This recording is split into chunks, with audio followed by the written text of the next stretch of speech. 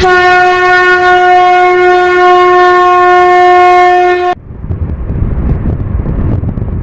दोस्तों मित्रों, आज हम चर्चा करेंगे तुला राशि। 13 जुलाई 2025 को शनि देव अपनी रास्ते पर सीधे चल रहे थे। जो उनका मार्ग था उस पर सीधे चल रहे थे।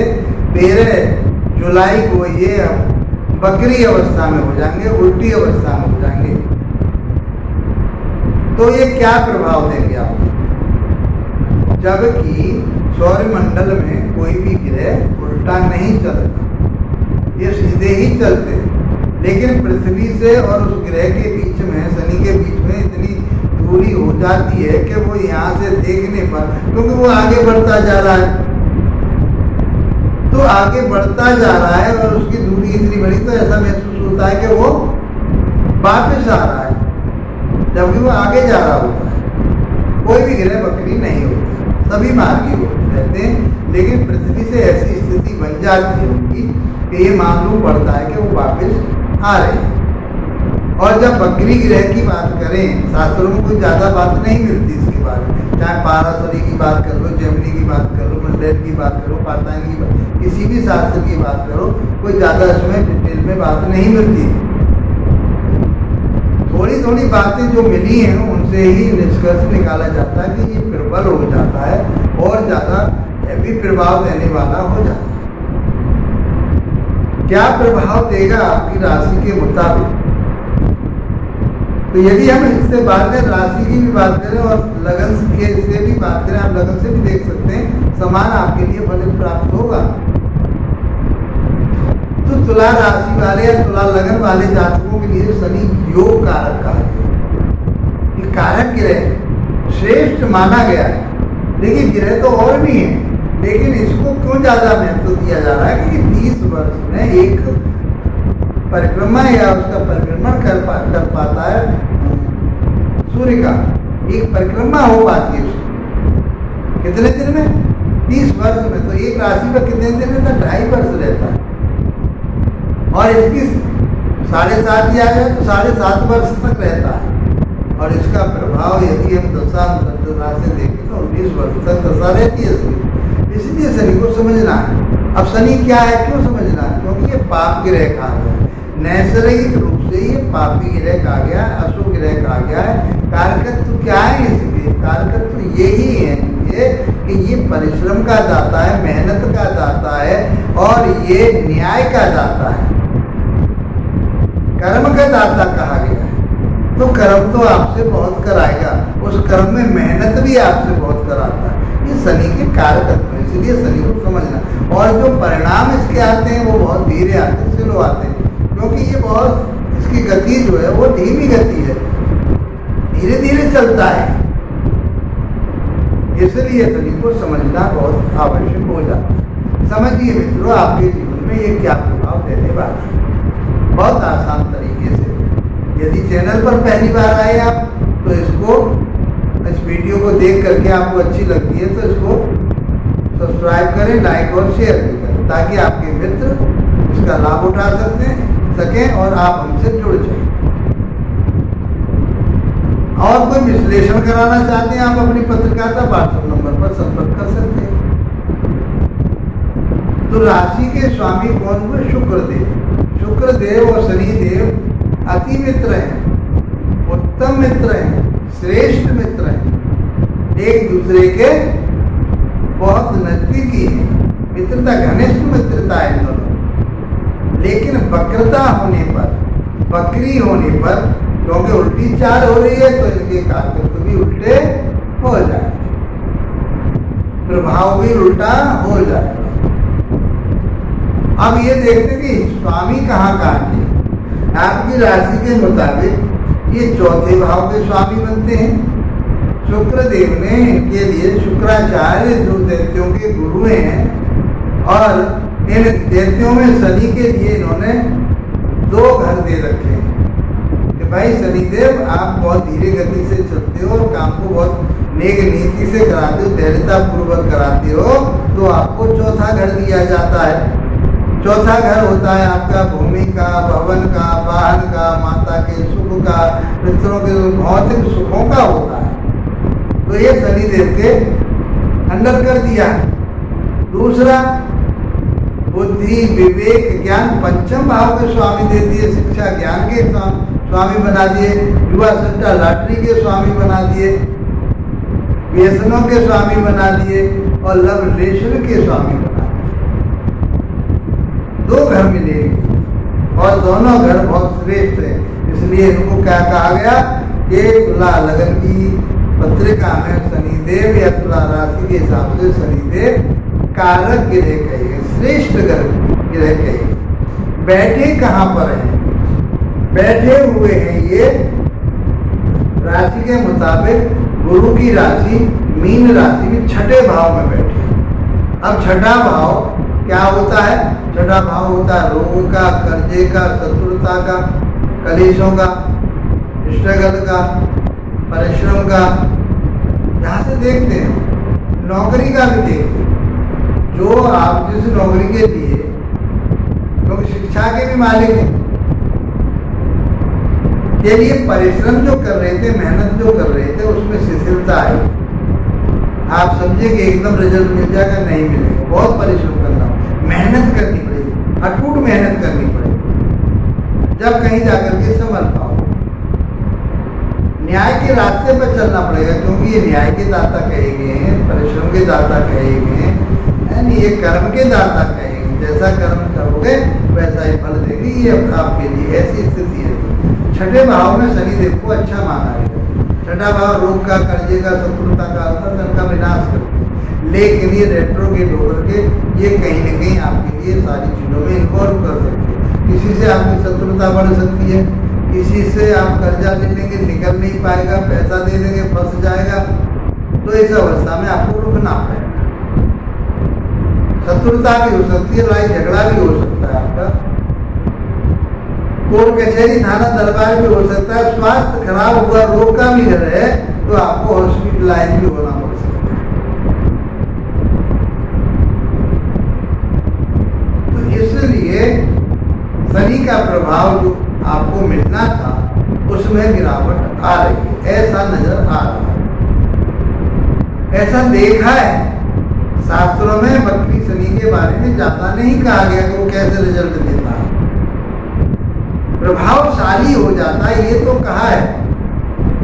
तो देवज्ञों का जो मत है वो ये कहते हैं कि जिस पत्रिका में वो श्रेष्ठ फल देने वाला होता है तो वक्र हो जाता है, तो वो श्रेष्ठ फल देने में असमर्थ हो जाता है।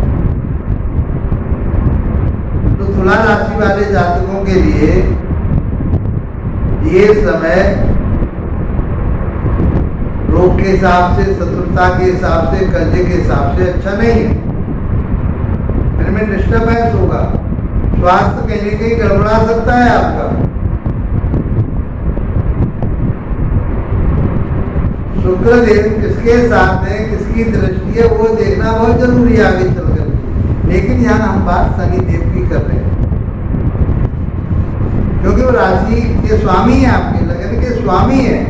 शुक्रदेव यदि पीड़ित हो जाते हैं तो फिर आपके लिए दिक्कत सामने आएगी।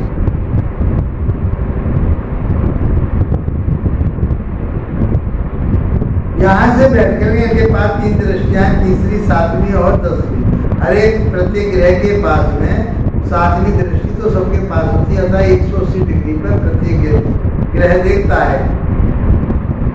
तो इनके पास 3 दृष्टियां हैं। विशेष अनुकंपा है इनके पास शुक्रदेव की, कि जहाँ देखोगे वहां पर भी आप अपने उन ग्रहों का भी प्रभाव देने वाली हो, दोगे वहां पर। तो ये कहाँ देख रहे हैं? तीसरी दृष्टि से।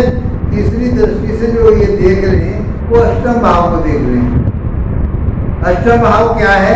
वो भी स्ट्रगल का है, परेशानियों का है, अड़चनों का है, गुप्त खजाने का है, गुप्त धन का है,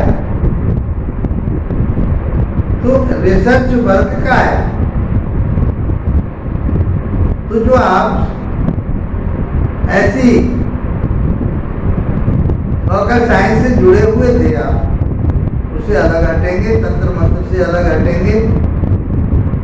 विवेक आपका, ज्ञान आपका या बुद्धि आपकी, परिश्रम, मेहनत, जो एक सामाजिकता है उसमें कहीं कमी आने की संभावना बन रही है, ऊंचाई से गिरने की संभावना बनती है। इस पीरियड में देखिए, ये जब शनि का गोचर चलता है तो ये जिस राशि में चल रहे होते हैं उसमें ये 4 महीने के लगभग, जब भी राशि परिवर्तन करेंगे तो ये लगभग 140 41 42 दिन के लिए ये रेट्रोग्रेड होते हैं, क्योंकि ये प्रकृति की चाल है, सौर मंडल की चाल है, वो अपनी इस गति से सारे ग्रह चल रहे हैं। तो जो रिसर्च वर्क कर रहे थे उसमें कहीं कमी आएगी, जो आप ज्ञान प्राप्त कर रहे थे, जो शिक्षा प्राप्त कर रहे थे, जिसके बारे में आप चाहे आप कोई टेक्निकल शिक्षा ले रहे थे, तो उसमें कहीं न कहीं कमी आने की संभावना है। जो पैसा आपका फंसा हुआ पड़ा था, अभी संभावना नहीं बनती कि वापस मिल जाए।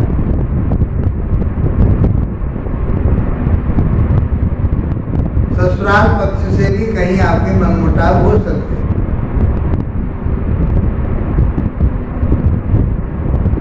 सातवीं दृष्टि 12th भाव पर जाएगी, 12वें भाव पर जाएगी, व्यय भाव पर जाएगी। तो जो व्यय हो रहा था, आपका खर्चा हो रहा था, चाहे एजुकेशन पे हो रहा था, किसी संतान पर हो रहा था, किसी बीमारी पे हो रहा था, जमीन जायदाद पर हो रहा था, किसी झगड़े में हो रहा था,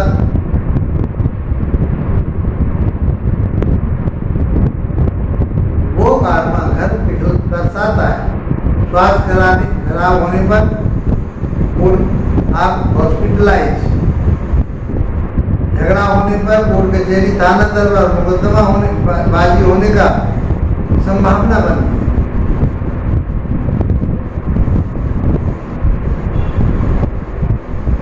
तो उन चीजों में ये रेट्रोग्रेड होकर के कमी करके आपके लिए अच्छे होके ग्रह यहाँ पर वो रजिस्टरों को बढ़ाएंगे। तो आपको कोर्ट कचहरी, थाना दरबार से बचना है, लड़ाई झगड़े से बचना है, किसी से टेंशन नहीं पाली, कर्जा किसी को ना दे, ना किसी से ले, निकलना भारी पड़ जाएगा कर्जा। इसलिए ये आपको समझना पड़ेगा। ये शनिदेव का मूल मंत्र है।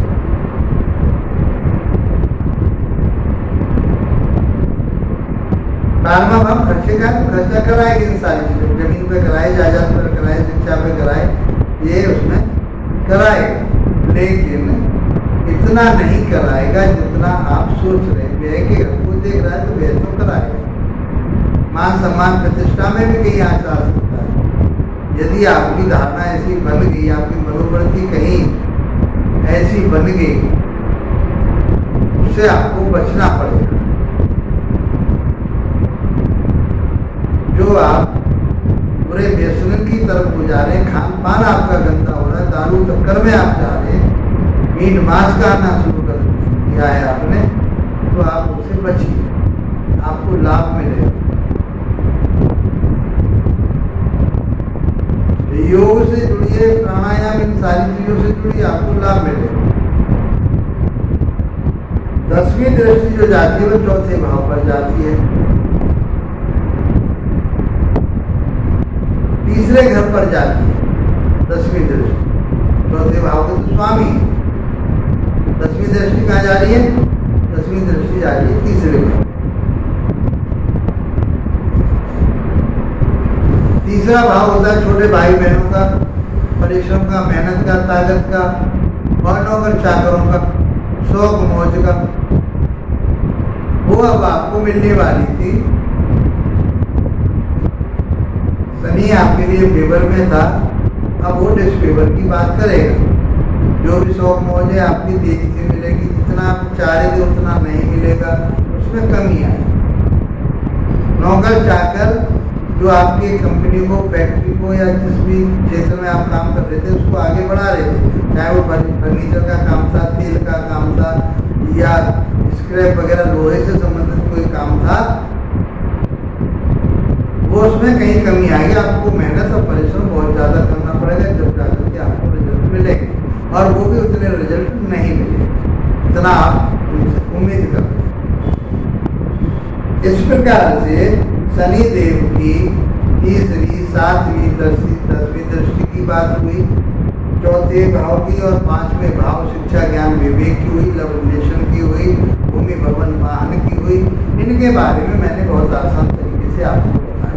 मित्रों, वीडियो अच्छा लगा है तो इसको लाइक शेयर सब्सक्राइब कीजिए। इसके साथ आप लोगों का धन्यवाद। नमस्कार।